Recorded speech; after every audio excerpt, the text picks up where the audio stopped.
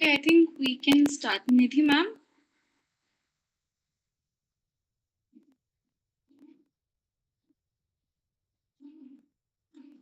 Ma'am, can you hear me? Yes, Yes. absolutely. Okay, so I shall start. Great.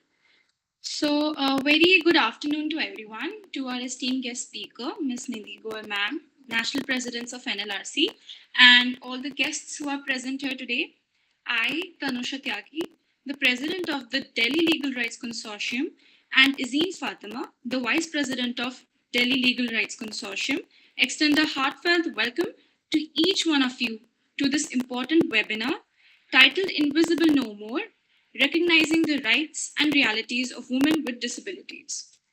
As part of the Delhi chapter of the National Legal Rights Consortium, under the Women's Indian Chamber of Commerce and Industry, we at DLRC remain committed to ensuring that justice, dignity, and equality are not abstract ideals, but lived realities. Through today's session, we aim to shed light on the overlooked and under-discussed challenges faced by women with disabilities in our society. The webinar titled Invisible No More, Recognizing the Rights and Realities of Women with Disabilities seeks to address the systemic marginalization of women with disabilities within both gender and disability discourse. Despite constituting a significant and diverse demographic, women with disabilities remain underrepresented today in policymaking, legal protections, healthcare, education, and employment.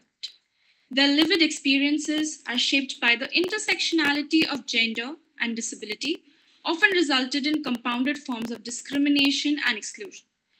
Thus, this session aims to critically examine these intersections, highlight the barriers faced by women with disabilities, and explore strategies, legal, social, and institutional, for ensuring recognition, access, and equity. Through this dialogue, we intend to contribute to a broader movement towards inclusive rights frameworks that are truly representative and responsive.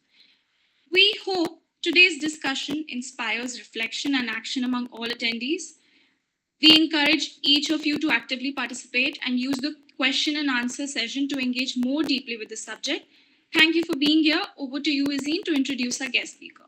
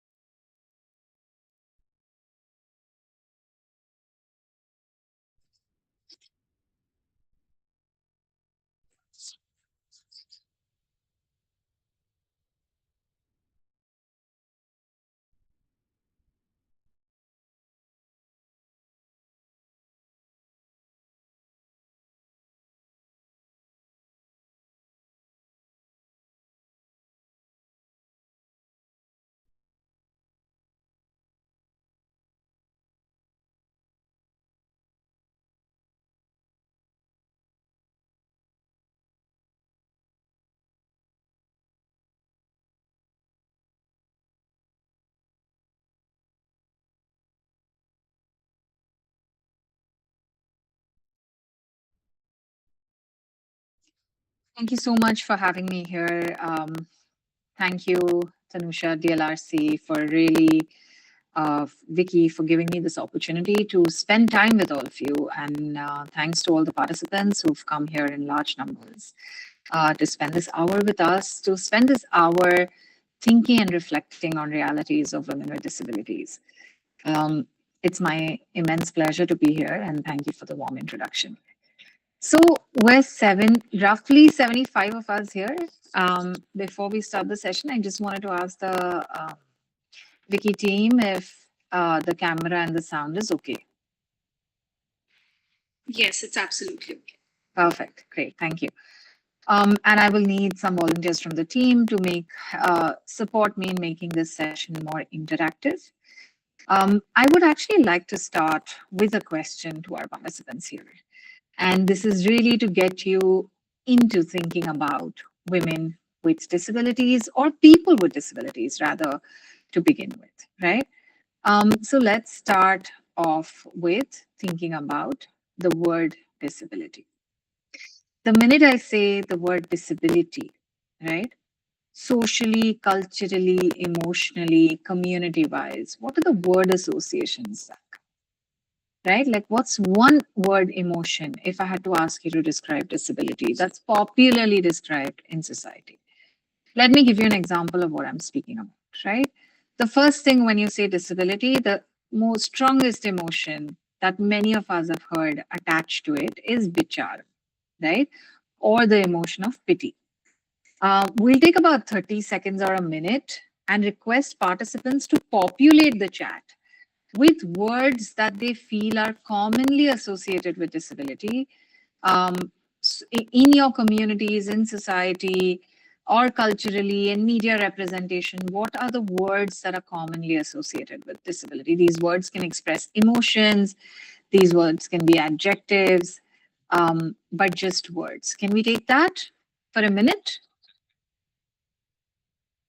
Somebody said inaccessibility, stigma, you're playing safe. Don't worry, this is not going to reflect what you think. This is about what we see. Burden, depression, great. Reservation,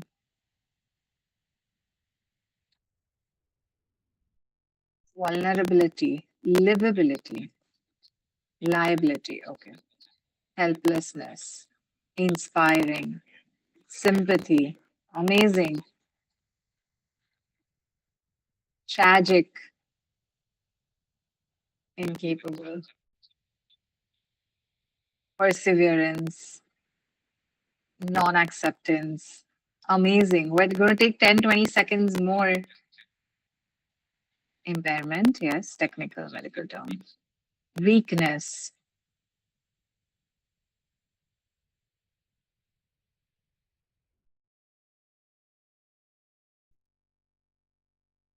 I missed the last word. Abhaga, abhagi, which is someone with a misfortune, taking a lot of care. So I think you mean needs a lot of care. Isolated, fantastic. Incapable. Okay. Any last thoughts? Last 10 seconds?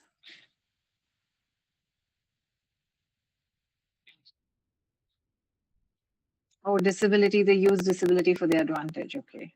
Fantastic. Good perspective to see, and we'll unpack that a little bit.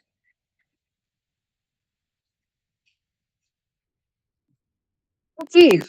Brilliant. Thank you so much for participating so wholeheartedly, and thank you so much for being frank.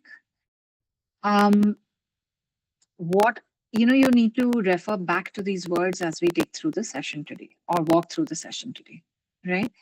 Because many of these words will tell us how we're shaping disability rights, disability discourse, and life of persons with disabilities. To begin with, where did the idea of disability evolve from? What are these kinds of words and why have they got these associations?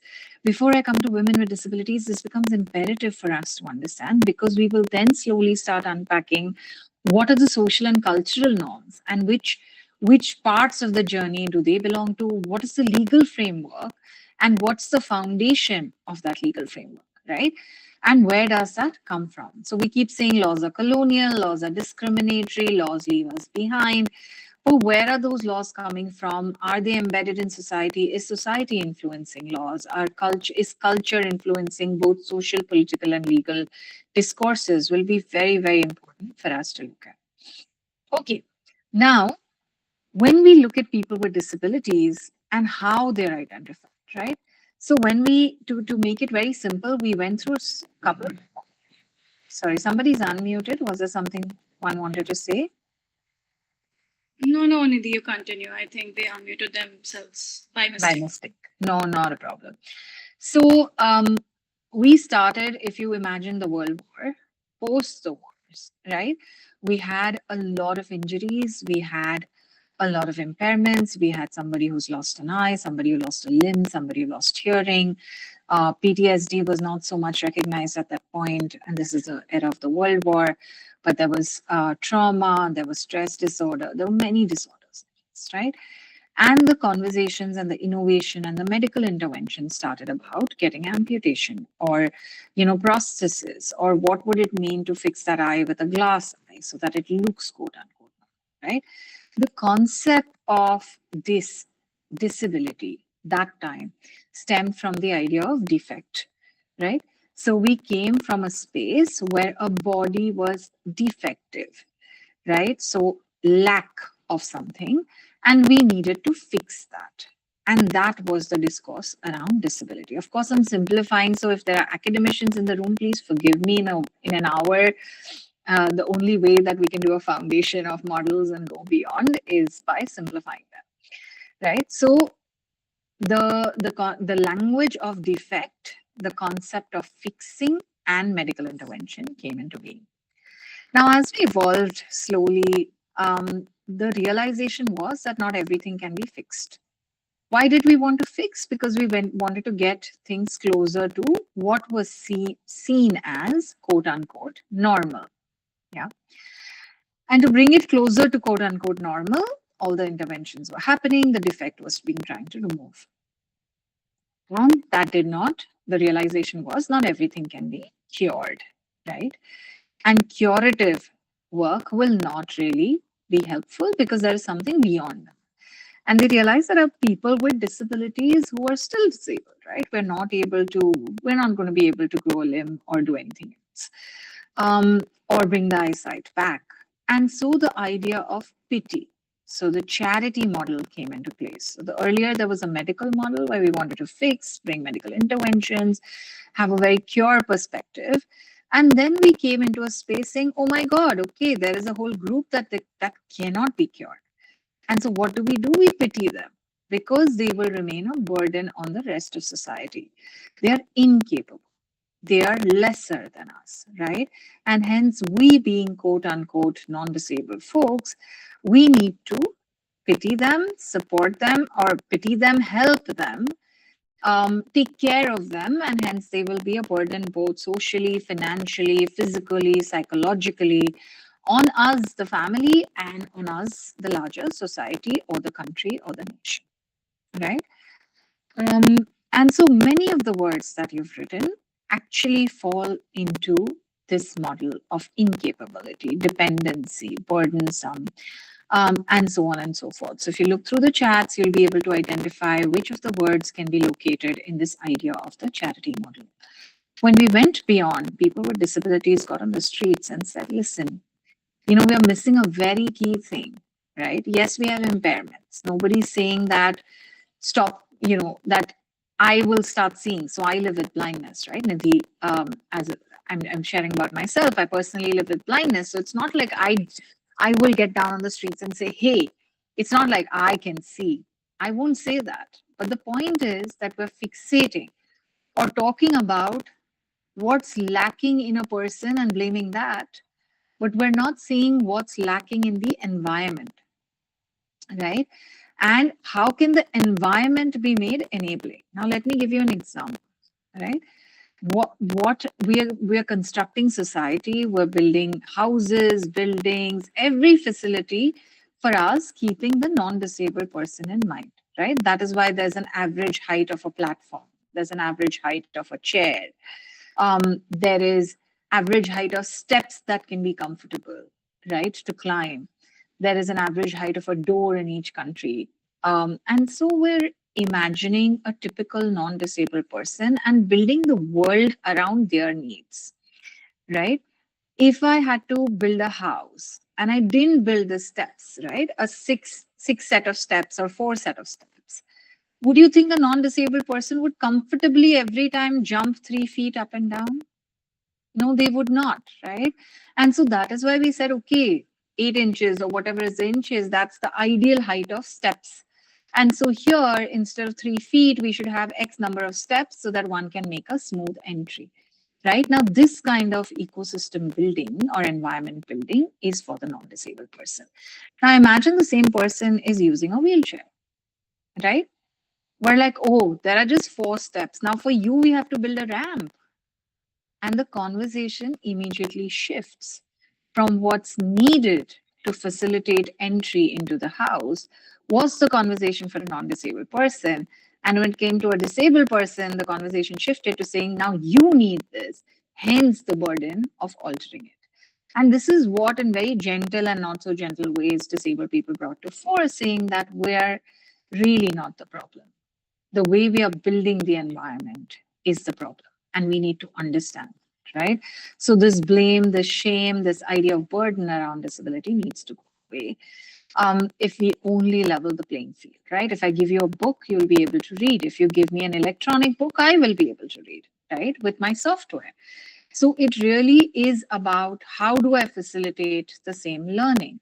How do I facilitate the same participation? How do I facilitate entry into the same space? It's only by making the environment enabling. So that slowly became the right space social model and then evolved into the right space model, right? And again, to share with most of the students here or academicians here that we're simplifying this journey for us to get to a place where women with disabilities now are located in this journey. So we move from the medical model to the charity model to a social rights-based model and talking about the environment. Now, when we look at the words and reflect back at what we posted, the main idea or the crux is that we're still posting. And it's not us, right? We're talking about what we commonly see in society or media or representation or culture or social perception. And most of the words that you see here, right, including tragic, including depression, including sad, including all of those, fall very much in the charity model. So we've, as a world, in conversations and academia, we've moved to a rights-based perspective. Many of our laws have also moved there, but we're still very much as a society located in the charity model. And this is not the first time. I facilitate trainings with organizations, I facilitate trainings at the grassroots, I facilitate trainings across board, right? And in no training have we still reached across India. We have reached a point where the terms commonly used by society falls into largely into a rights-based movement. We have still not reached that, right? You'll see some of the words saying differently, able, you're special. Now, where do these words of depression and special or these two polarities come from? Because people with disabilities are assumed to be either lower than normal or higher than normal, right? Which means, and normal always throughout this session, please note, normal is always in quotes, okay? Now, why lower than normal is because they're depressed, they are low, they're problematic, they're lesser than us, they're incapable.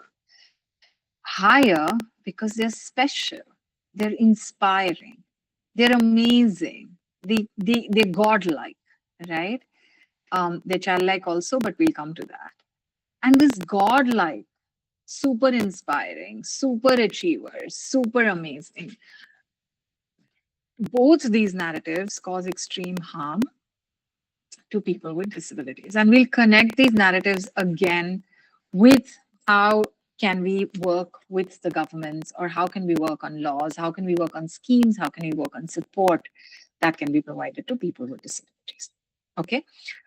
Now, the third thing that happens a lot, and please feel free to pause if I'm going too fast, if you don't agree with something that I'm saying. It's really more a dialogue and a conversation.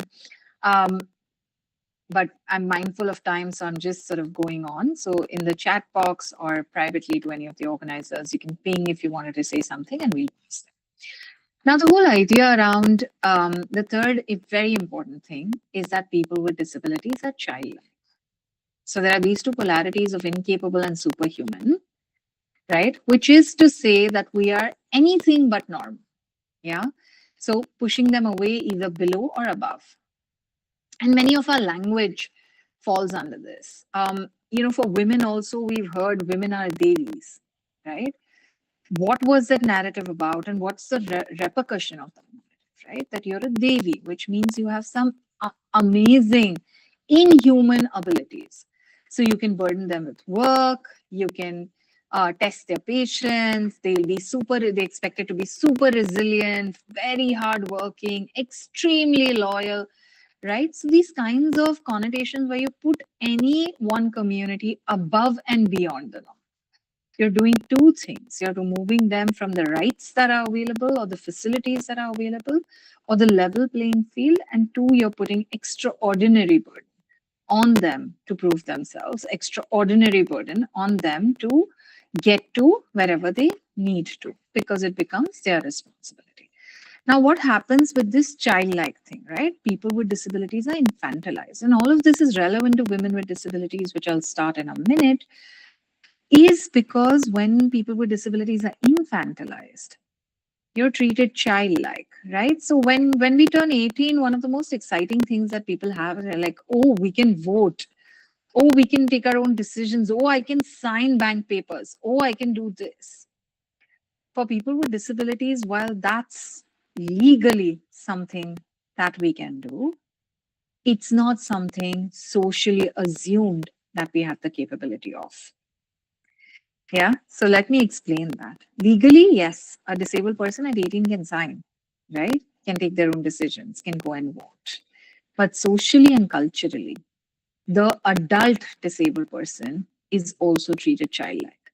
Let me start with a basic interaction. When people end up meeting people with disabilities, one, either you don't want to engage because it's really awkward, it's difficult, it's problematic.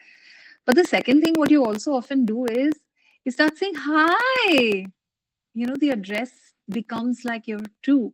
I often say, my age, women want to say I'm sweet 16. I don't have to say anything because not now, but when I would walk into a room, many a times I would be treated like I'm 3-year-old, right? Or 10-year-old, or a child who doesn't know, or a child who needs to be patronized. Many a times people with disabilities using wheelchairs or wheelchair users are patted, saying, oh, such a good boy, kind of a pat on their head, or the tone shifts. And so these are some of the basic behaviors, right? To someone entering with a caregiver, the immediate question is, would they want to have something, right? So this incapacity of taking their own decisions. Why infantilizing is a thing with people with disabilities?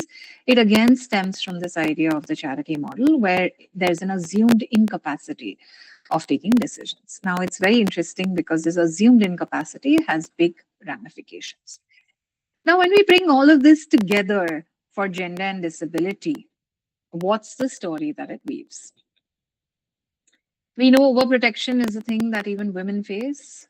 People with disabilities definitely face. What would happen to women with disabilities? No, it is not 1+1. It's more complex than that, right? Because women with disabilities, and I'm only talking about women, I'm not going into the gender intersections right now. An hour or 30 minutes for me to speak will not be enough. But thinking about women with disabilities, where do they stand in this whole disability rights discourse? Moving through the models, reaching somewhere, being treated as less or more or infantilized. And so, where do disabled women stand? Disabled women are basically not treated as women enough. The beginning of that is stripping of identity, right? And when we say invisibility, why did we even name the session this, right? Because when we talk about women with disabilities, it's shrouded in invisibility. Why do we say that? Why do we say that it's shrouded in invisibility? Because when a disabled child or disabled babies, right, there is not a birth of a baby is celebration. Birth of a disabled baby is not celebration. Birth of a disabled girl child or disabled female baby, this infant, is basically a cause for sorrow in many households. Now, why is it so? Because the idea that a girl needs to be more perfect, right? The gender construct, which we're all working towards challenging, fighting, etc., sticks to women with disabilities very, very closely, right? And so much so that the worth, or to prove that they're women enough, they need to discharge all the gender stereotypical roles. So you can look at leadership of women, but the minute you look at leadership of women with disabilities, um, it's not really a thing. You know, people are questioned saying, why do women with disabilities need to get into leadership roles, right? But we'll get there in a minute. We're basically talking about what happens at birth. So, other than it being shrouded in sorrow and in unhappiness, etc., what happens is that you realize that you have a girl, which also means a lot of burden in many conservative cultural contexts. But the joy that, okay, we'll be able to give her away at some point, right? That we have to raise her to go to her own house, um, is not there for women with disabilities or girls with disabilities, right? Because the conversation from the time they are born is that she'll be a burden because no one will marry. Now, even in this day and age where women have progressed and are working and are financially independent, we know that this conversation is very common about settling in, about not being a burden on family, about really having a partner who can take care of you. Okay. And there are conversations where young girls with disabilities have heard this, where aunts, uncles, others in communities sit and say, oh, you know, you'll have to think what to do with her because she will obviously never get married, right? So girl children are growing up with these conversations around them. And this is not a story of 50 years ago. This is a story of 10 years ago. This is a story of 5 years ago. This is the story of today, where commonly in Indian households, we're still talking about this, right? But the larger thing, particularly within rural India, is about hiding away the disabled daughter. So the minute a daughter is disabled, the neighbors, when they're growing up, don't even know. They realize that there are only three children. And one fine day, you'll realize, oh, there is a fourth child, but she's a disabled girl, so they've hidden her away. They've isolated her, they've locked her up. This, depending on what kind of disability she has, there is a combination of things to isolate her, cut her off, and make her invisible. Now, when we look at data, if you look at global data, right, and why all of this really matters, if you look at the global data, we're looking at every fifth woman in the world lives with a disability. How many of us are here? Around 75. If you divide by 5, at least you should have, on an average, if this is an equal world, not equal webinar is equal, but if this was an equal world, 15 of us would be living with a disability on this call, right?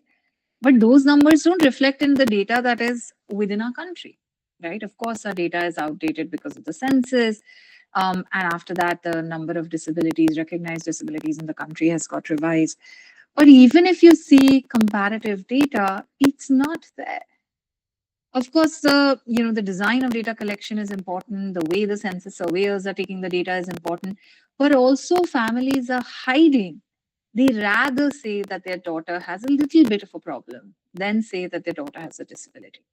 Now, why is it so much of emphasis on daughters? Because of the gender stereotypical expectations and stigma that women in general carry, right? That women in general are shrouded with, or are wrapped under, right? Um, the impact on education, employment, and future. And here is where I will start bringing the institutions and the legal mechanisms, right? Um, why did I cover all the socio-cultural pieces till now? Because as we started, we'll start making small linkages. We saw the linkage on data, right? What happens then is that equal opportunities, which are already less because of infrastructure inaccessibility, because of systemic inaccessibility. Now, when I say inaccessibility, it's very interesting because people are like, but that school had a ramp. That school may have a ramp, but not every disability or a woman with a disability is a wheelchair user, right? That school may have braille books, but may not have accessible toilets, right? So thinking about the principle of universal design, both in our physical and digital infrastructure, becomes extremely crucial. Universal design, to simply say, is an access need or a design need in of a product, of a place, etc., designed in such a way that it becomes universally accessible. When you design for persons with disabilities, when you design for deaf people, let's say, right? Why do you think the vibrate mode on the phone came to be? It was not for you and me. It was for our deaf friends, that they could see that there is a text message coming, that they could see that they've received a text message, right? And today, who's using it? Literally everybody, right? And that's the universal access, that you design for the vulnerable, design for the marginalized, design for persons with disabilities and women with disabilities, and you will end up achieving or reaching the ultimate. Okay, so it's so infrastructurally the schools are inaccessible, but also the investment in girls with disabilities is much poorer, right? The investment or the wish to invest, the wish that they should get educated, they should have employment, they should be financially independent, they should have a prosperous life, because we've decided at their birth that they don't have a future, right? And when we decide that at birth that they don't have a future, all of the pipeline starts reducing. Now, when we have girls with disabilities, lesser in education, lesser number of them in education, right? With increased barriers, people say, but those are the barriers that all children with disabilities face. Yes, but children with disabilities, when you think about girls with disabilities, you need to have accessible sanitation, right? You need to have accessible, if you have menstruation product disposal system, you need to ensure that those are accessible to girls with disabilities. You need to understand and see that just the menstruation education around or sexuality or comprehensive sexuality education needs to be accessible for all, but definitely for girls with disabilities when it comes to bodily changes, puberty, and menstruation. So we're thinking of added layers. Now, the whole idea of lack of investment by parents also means that girls with disabilities grow up with a narrative that they should be grateful for what they receive, right? That opportunities are very few and far in between. And this you see within employment as well as within personal relationships. The impact of this within employment, because opportunities are scarce, wages are not equal. There are lots of people with disabilities, but largely women with disabilities in informal work and economy. We're looking at women with disabilities being more loyal at workplaces, right? We're looking at them continuing to work despite challenges. Now, when we say despite challenges, we're not just talking about accessibility, we're talking about discrimination. And then we're also talking about workplace harassment and abuse. So the perpetuity of violence, the perpetuity of abuse, the perpetuity of discrimination is longer when it comes to women with disabilities, because of the social construct of they should be grateful for opportunities, at least someone's investing in them, that they have some opportunities, because otherwise they're incapable and a burden. Now, with a lot of barriers, overprotection plays a role, that people with women with disabilities are not sent out to study, not sent out to this because of overprotection. Now, where does this overprotection stem from? Of course, from gender, but definitely from disability, because access and safety play a very critical role. Right. So if you have to, if somebody has to use public transport and there is no accessible public transport, I'm using one of the simpler examples, and you're a wheelchair user, right? You'll have to be lifted and put inside. When you're lifted, you're making yourself more vulnerable to abuse, right? And so that vulnerability, to avoid that, families have an overprotection lens. When it comes to employment and then relationships, right? The understanding, and why this becomes important is because this is directly linked to your divorce, divorce laws. It's directly linked to your adoption laws. It's directly linked to intimate partner violence, or domestic violence law, and so on and so forth.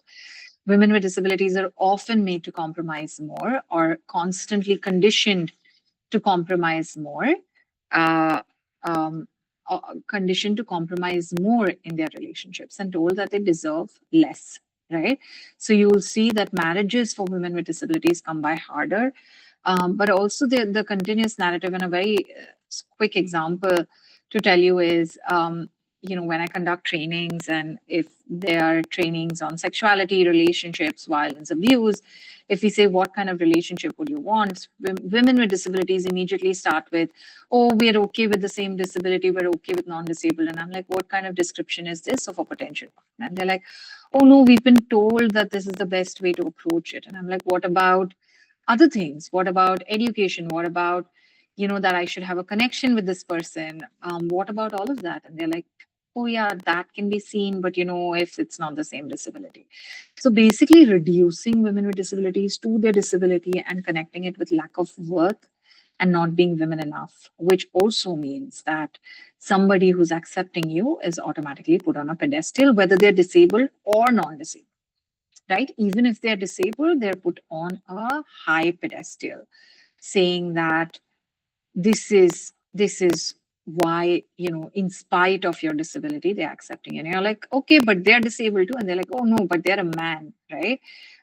You're a woman and disabled, and they're accepting. So this becomes a very big question around marriage. Now, what happens with this is we have laws which have not changed their language from unsoundness of mind, right? From laws that have for separation and divorce that still talk about unsoundness of mind, right? Which is a whole group of disabilities, right? Impairments, psychosocial disability, intellectual disability, and all of them are bucketed into unsoundness of mind, and that can become a valid grounds of divorce. So we're actually not protecting, but also re-stigmatizing women with disabilities. In Domestic Violence Act, of course, it talks about different forms of violence and covers a larger spectrum. But sometimes when the vulnerability is really high, you need to address the specific forms of violence and abuse. Now, for a woman with a disability, for physical violence, you don't only need to slap and beat them, right? All you need to do is hide away their medication. If they're crutch users, you can put their crutches out of reach. If they're blind, you can hide their white cane, right? So think like multiple forms of physical acts can become abuse in many ways, right? And some of these very specific refusal to actively use sign language. There are cases where deaf women were abused and their partners would refuse to use sign language purposely as a form of harassment, in spite of knowing and using it otherwise, right? There are partially hearing women who've said that their partners would purposely come on the side that they could not hear and give instructions and then be upset about them not understanding instructions. Blind women have said that they were slapped because there was a thread in the dal because she could not see that there was one thread. I mean, obviously, I've seen sighted women not being able to see thread in the dal, sighted men, people, but it's just a way of using disability as a power structure for abuse, right? And a Domestic Violence Act is inadequate somehow to address this. Now, often legal remedies become a challenge. Legal remedies become a challenge because people with disabilities don't want to first exercise those remedies. So first, they need to have information in accessible formats for them to know there are remedies, right? I'd done one survey and I'm trying to remember for which study it was. And I was talking to a bunch of women with disabilities and they were like, oh, we did not know there's an act called a Domestic Violence Act, right? Like it's protection for us. Because when we talk about women, when we talk about popular domestic violence campaigns, how many of our messaging are put in accessible format? Is our messaging put in accessible format? Is our visual representation that of a disabled woman ever? Do we intentionally reach out to communities? So as NGOs, as activists, as students, as lawyers, as professionals, where is our messaging and who do we think is the primary person who deserves this messaging, right? So when it comes to legal messaging, legal awareness, we're not thinking that women with disabilities need this awareness, that they need this protection, because somewhere we've not thought about them. They're invisible in our action, right? So women with disabilities first don't know that this is their right. Once they recognize it, once they know it's their right, they recognize that there's some violence happening to them. Half the time the violence is attributed to disability, right? So when there's street sexual harassment, young girls will come up to me and say, no, Didi, it's not harassment. It is because we're disabled. No, so we had to hold their hand. because we are blind. We had to hold their hand and cross the street. So in the process, they touched us inappropriately. But in the process, touching them inappropriately because they're blind and women is a form of sexual harassment. But because the constant social narrative has been on blame, women with disabilities invisibilize even the violence, right? And they start attributing it to themselves and their disability. This is very much, if I had to draw a parallel, it may not be an exact parallel, but if I had to draw a parallel, you would talk about when women face harassment, you make them feel continuously that either they were overdressed or underdressed, or they were attracting that kind of aura. They were, the makeup was too inviting, their hair were too inviting, their length of dress was too. You continuously build a narrative around women where they realize that, oh, it was not harassment, it was me. Yeah. And so for disabled girls and women, it was not harassment, it was me. So one, they are not aware. Two, they don't recognize them. And three, if they do, we need to have the whole justice pipeline that needs to be sensitized. And we need to have budgetary allocation for the justice pipeline to implement that support, right? Now, to give you an example, and I will stop after this because we're at 12:41, we should open up Q&A. We're looking at a justice pipeline where, post the horrendous gang rape in Delhi, right? We had the criminal law amendment. And criminal law amendment was the first time in criminal law that women with disabilities and their specific needs were accounted for. To give you an example, which, some of the things in law feel like common sense, but they need to be specific in the law. It specifically mentioned that when a woman with a disability is raped and she needs to give testimony, if she's blind, like I am, she does not have to do a visual lineup, right? She can use other senses to identify the perpetrator. Someone with an intellectual disability is entitled to a support person to providing testimony. Deaf women should be provided sign interpreters, and so on and so forth, right? When these specific needs are addressed, you realize, okay, as a disabled woman, for me, all of this is common sense, right? How will a deaf woman give a testimony if you don't provide an interpreter? But that needed to be put down in a law for us to come to a point where the justice system took notice, right? Now, there were cases where, when we trained the special police unit for women and children in Delhi, I remember getting calls after that from Delhi, and I used to be located in Mumbai then. I'm now in Delhi NCR. But I used to be located in Mumbai then, and I would get calls from Delhi saying, ma'am, we've got a case. Can you provide us a sign language interpreter? And I would connect with other organizations to share the contacts, right? Now, why were these calls coming in? Because the police was now trained and aware and sensitized and wanted to follow the law, but there were unfortunately no budgetary allocations that they had to provide this kind of support to women with disabilities. We had cases where, police really took efforts and collaborated with NGOs, and where sign language wasn't known to a deaf woman, because not everyone gets the education, they took tremendous pain to get the right testimony in place, right? With alternative signages, with communication, with constant efforts, right? We have such cases. But we also had cases where judges, when women with intellectual disabilities gave a narrative, and the support person, the special educator as they are called, or the support person, interpreted the testimony. They said, no, she has to say it right. She's right now using a childlike language, so we will dismiss the testimony. So we're looking at all kinds of implementation that happen. And again, when there are barriers in implementation, budgetary allocation becomes one.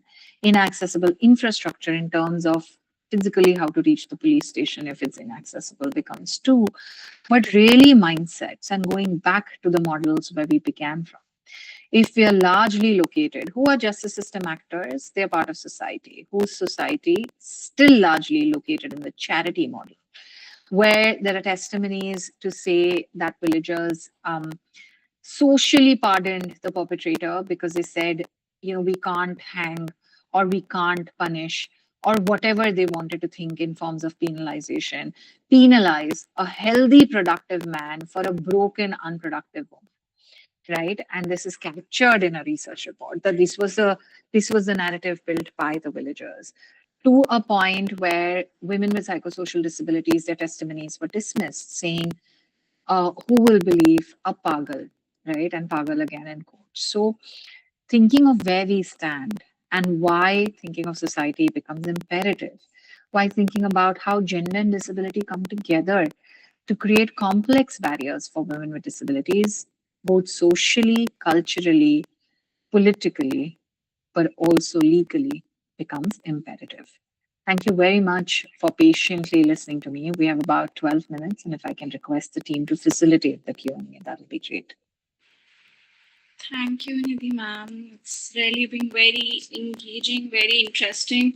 All the points which you made, I think everyone will definitely have something which they have learned today.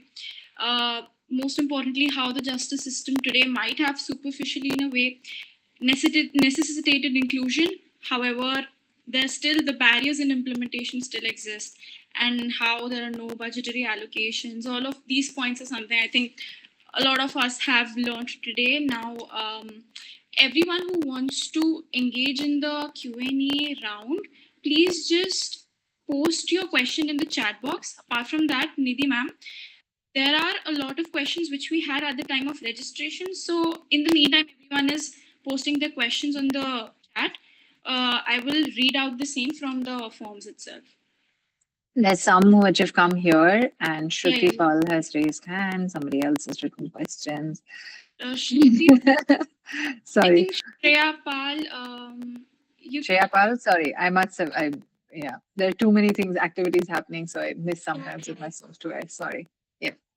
It's completely understandable. Shreya Pal, can you unmute yourself? Hello everyone.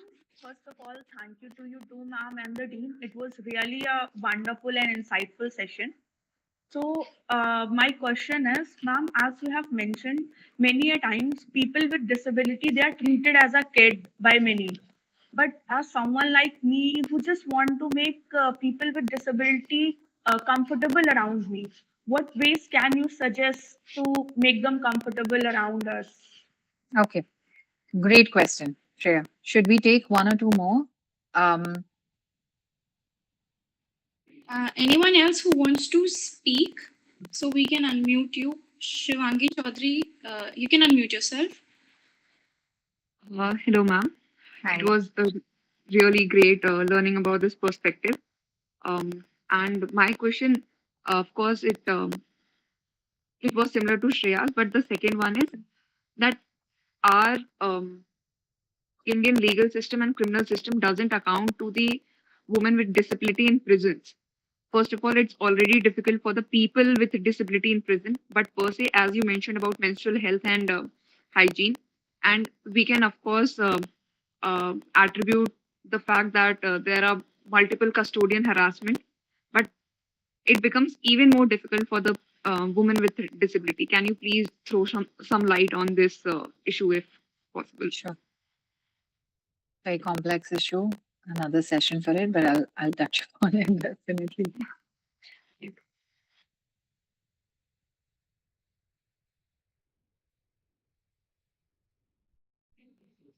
I think maybe, ma'am, that's it for people. Okay. Okay, brilliant. So first of all, I really appreciate the first question about how do we make people with disabilities comfortable with us, right? People with disabilities are comfortable if you're comfortable. So the first thing is that, right? It's okay to ask questions, but it's not okay to start with. I'll give you an example, right? It's not okay to treat people with disabilities as curiosities. Very often, inadvertently, we start treating them as curiosities. I cannot tell you how many people have crossed on the street, in an elevator, in random places who said, "What is the problem? Since when it is? What happened? You've not tried doctors." And you really think that's a conversation I want to have with somebody for the first time, right? So I think thinking about people with disabilities is people first. If you leave their disability out, what are you going to talk to a person? You'll say hi, you'll introduce yourself, you'll ask them where they are from. If you're meeting in a networking setting, you'll say what line of work you're interested, like things like that, right? But also to say, if you see someone with a disability isolated, sitting in a room, if you've gone to a catch up meet, if you've gone to a networking event, there's no harm in going and introducing yourself and saying, hey, I'm so and so, I do so and so, and if you need any support, will you please let me know, right? It's totally fine to say that. So I think our own comfort, our understanding, and definitely not treating it doesn't mean that you can never ask them about their disability. It means that your conversations, your interactions can't be based on curiosity, right? It can't be like, hey, and also things around. So very often, and I say this multiple times, people approach me and say, hey, you look very nice. You're still blind. It doesn't look like you're blind at all. I'm like, what are you trying to say? Like, one, are you challenging whether I'm blind? Two, are you trying to say that we're supposed to look a certain way to look blind? Right? So some of these kind of conversations, if you self-reflect, if you introspect a little bit, but don't get scared. I think that half the time people with disabilities are conscious and interacting with non-disabled people. Non-disabled people are scared of saying the wrong thing, right thing, etc. It's okay to ask. It's okay to ask if they need help or support. It's okay to walk up to people with disabilities like us. It's okay to interact, but interact as human beings first. Yeah. So I think that's the simplest way. And to the second question, I do want to say that people with disabilities in prisons, there's been a big conversation, there's been a small conversation, there's not been enough focus, right? There's a big conversation when something happens and someone passes away. But otherwise, I think just people who are working on rights of prisoners are far and few in between. Those conversations don't get center stage. But also all the challenges that are highlighted about women with disabilities, around accessibility, around access to sanitation, all of that remains true inside or outside prisons, of course, heightened with the intersection of confined spaces in accessible conditions. Yeah, if we can take one or two questions from the things that people had sent. Yeah, so Nidhi R. Akhila had asked, is it possible to designate disabled people or people of different ability in writing or spoken? Because even long back, government introduced this term of Divyang or specially aided, but still people use the term disability as society is dynamic, every humans are equal. Is there any way that we can bring social acceptance towards such new terms in the society? Right. Brilliant.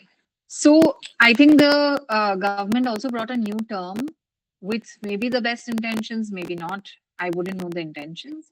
But people with disabilities were not asked if you want to be called Divyang, right? Do I want to be called divine? Maybe not. Yeah. It was done with an intention to remove the negative stigma, but we ended up somewhere putting people with disabilities above on a pedestal. Disabilities become a globally accepted term. So if you look at the United Nations, the convention is on Convention on Rights of Persons with Disabilities. Our law is called Rights of Persons with Disabilities Act 2016 in India. Disabilities become a simple global term which we should use. We should not end up using specially able, differently able, um, special needs, and so on and so forth. The simple term to use is persons with disabilities. Now, as far as Divyang is concerned, if somebody who's disabled comes and says, I am Divyang, then you call them Divyang. Otherwise, or if somebody comes and introduces themselves as, I am Nidhi Goyal, I'm differently abled. I wouldn't do that. I don't use differently able. I keep it very simple, saying I'm blind, I live with blindness, I'm disabled, right? I keep it very simple. But if some speaker comes and says, I am differently abled, then that's what they then want to embrace, right? So that's what they have embraced, and you always respect the identity of the person on whatever they are embracing. So it's a very common thing that sometimes with best intentions. So, my colleague was speaking at a webinar and her bio said she's a woman with a disability, and the moderator actually corrected and said, here it says she's a woman with a disability, but we can't say that. So I'll say she's differently able. And she was very, she was quite annoyed because she's like, but I say disability. Why would you call me differently able? Why would you call me specially able, right? Because that's not how I identify. Okay, there's another question. I'm sorry, keeping it brief so that I can take more questions. We have another 3 minutes, and there's a question on sexuality. Yeah, absolutely. So she has asked, Anugya has asked, what are some of the myths or taboos around sexuality of women, and that still persist, and how they affect our rights. And second, she has asked, are there any existing policies that you believe are supportive of women with disabilities, or any ones that urgently need reform? Okay. Again, big questions. Yeah. Sexuality, the common myths are asexuality, hypersexuality. Asexuality is undesirable, does not have desires. Not asexuality is not that. There's also this whole idea of undesirability, right? So asexuality is you will not have desires, you will not have sexual needs, rights, etc. As a woman with a disability. Undesirability is nobody else will desire. Now, this again leads to very high impact. The impact is very intense. Okay. When you assume asexuality, you're conditioning women with disabilities saying that you don't have desires, you don't have desires, you don't have, and they're like, but I am feeling them, right? So they either get into unsafe situations of relationships, intimacy, etc., or they end up compromising at very high costs and very high levels when it comes to relationships and marriages. Very often, even abusive partners, partners who are cheating on them, and so on and so forth, right? So we're looking at it impacts sexual safety, mental health, choices, consent, ability to consent, all of that, and we never talk about it. That asexuality leads into that.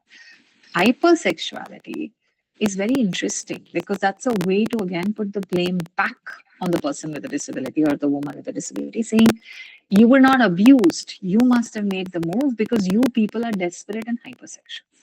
Yeah. So both those have very severe impact on all of this spectrum of things like the choice, consent, autonomy, agency. These seem like big words, but they really are important, right? If they don't have agency, they don't have autonomy on their own bodies.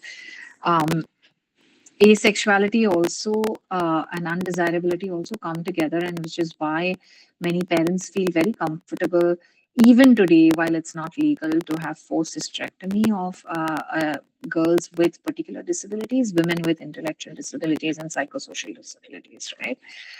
So it's really important to see the long term and the different disability groups that face different impacts. Now, also because many of the impairments or disabilities need medical support, right?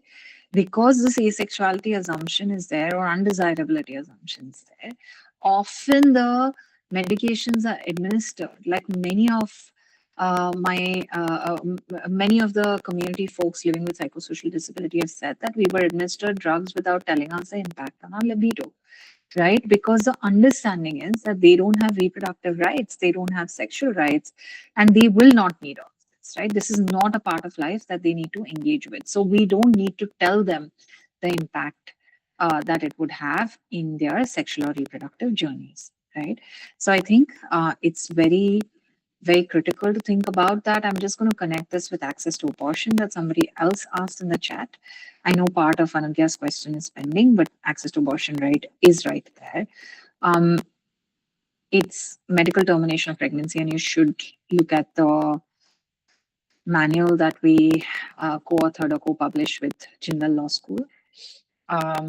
It's available on our website, risingflame.org as well. It's very interesting on medical domination of pregnancy, on how the conversations have moved forward, right? The language of unsoundness of mind, the questions of legal capacity, but also singling out disabled women when it comes to access to abortion, or singling out disabled fetuses when it comes to accessing abortion, right? And how the push and pull between medical practitioners and the activists, women's rights activists, it's a very complex subject, so I'm not going into it very deep. But I can tell you, because someone has also asked me, the Rights of Persons with Disabilities Act, it has a section called 92F, if I'm remembering it right.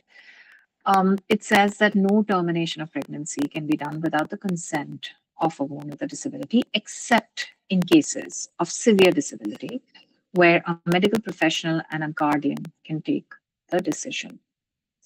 nowhere in the law severe disability has been defined. When we were advocating against this, I remember going to the department and talking about the section and saying, sir, why are we having this section? And they are like, yeah, but severe disabilities, how they will decide. I'm like, so what do you mean by severe disabilities? Who are you trying to target?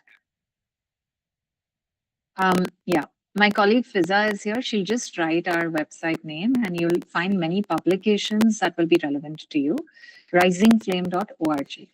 Fiza, if I can have you write, and also our your ID and my ID as well, please.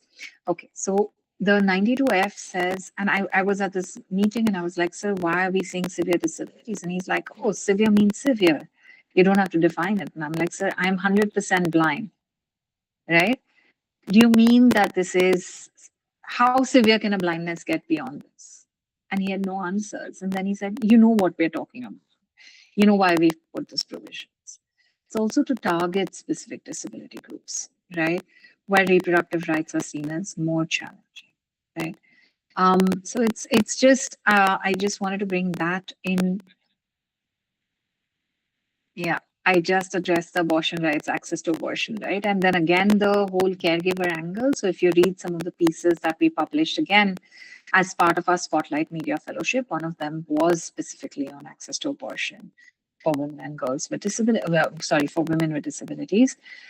And the conversations are such that because of inaccessibility and the concept of infantilization, decisions around abortion are also taken by caregivers.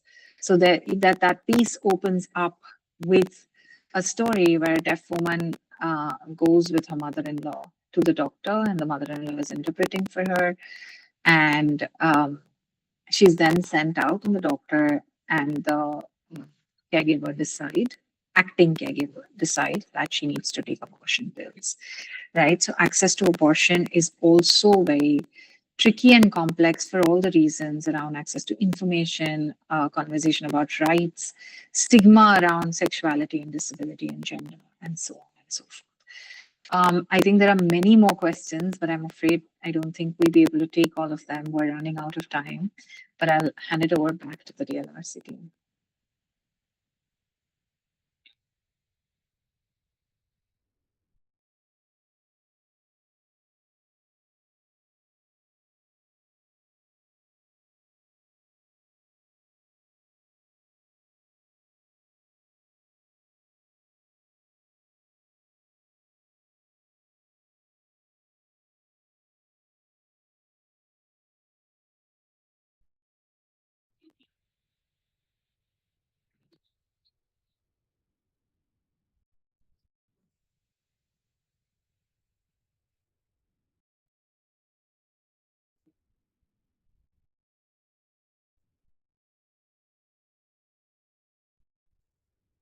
Thank you so much for having me. I just want to say that students who might be here or people who'd like to work with us, we've shared our email IDs. We're always open to welcoming. Thank you so much, ma'am. Yeah, thank you so much. We're open to welcoming interns and folks working with us. Our website URL as well as contact IDs are in the chat box. Thank you, ma'am. Thank you. Thank you, ma'am. Thank you so much, everyone, for being here. Thank you, Tanusha. Thank you, DLRC, for having me. We hope to, in the future, collaborate with you a lot more. Yes. We've always loved interactions with you. It's always been a very lovely engagement whenever we get a chance to interact, whenever you are with us. So thank you so much. And we shall definitely have conversations further with you. Thank you. Thank you, everyone, for being Thank here. you, everyone. Yeah, the feedback form is there in the chat box. And apart from that, we'll also be circulating it on our WhatsApp group. Thank you for being a lovely audience. You can all exit the meeting. Thanks a lot.